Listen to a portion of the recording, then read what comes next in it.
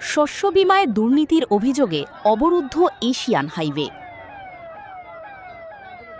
জলপাইগুড়ির ধূপগুড়িতে শস্য বীমায় দুর্নীতির অভিযোগকে কেন্দ্র করে উত্তপ্ত পরিস্থিতি। কৃষি আধিকারিকের দপ্তর ঘেরাওয়ের পাশাপাশি অবরুদ্ধ করা হয় এশিয়ান হাইওয়ে। দীর্ঘক্ষণ বিক্ষোভে ব্যাপক যানজটের সৃষ্টি হয়।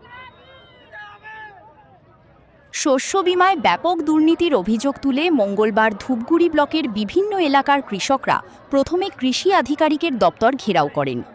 অভিযোগ, কৃষকদের প্রাপ্য শস্য বীমার সুবিধা থেকে বঞ্চিত করা হয়েছে। দপ্তরে দীর্ঘক্ষণ বিক্ষোভের পর আন্দোলনকারীরা শিলিগুড়ি ধূপগুড়িগামী এশিয়ান হাইওয়ে অবরোধ করেন।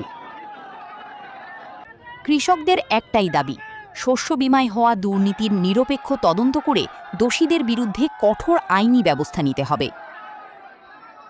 কোনো টাকা ঢুকে নাই, এখন শুনতেছি যারা আলু করে নাই তাদের লক্ষ লক্ষ টাকা ঢুকছে। আমরা যে কৃষি আলু করছি আমরা কোনো টাকাই পাচ্ছি না। কালকে কি কাজ হবে, কি কাজ হবে ওইটা কোনো বলে নাই। এখন আমরা বাড়িতে শুনতে পাচ্ছি না। আমি মহিলা মানুষ। কত কৃষক রয়েছেন আপনারা যাদের এখানে টাকা ঢুকে?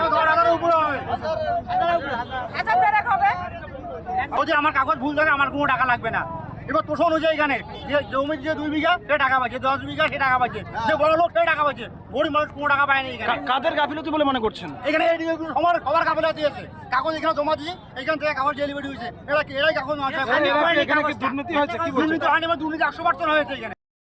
অবরোধের জেরে জাতীয় সড়কের দুদিকে সারিবদ্ধভাবে দাঁড়িয়ে পড়ে অসংখ্য যানবাহন। সৃষ্টি হয় তীব্র যানজট। পরে ধূপগুড়ি মহকুমা পুলিশ আধিকারিকের নেতৃত্বে ধূপগুড়ি থানার পুলিশ ও ট্রাফিক গার্ড আন্দোলনকারীদের সঙ্গে আলোচনা করে অবরোধ তুলে দেয়।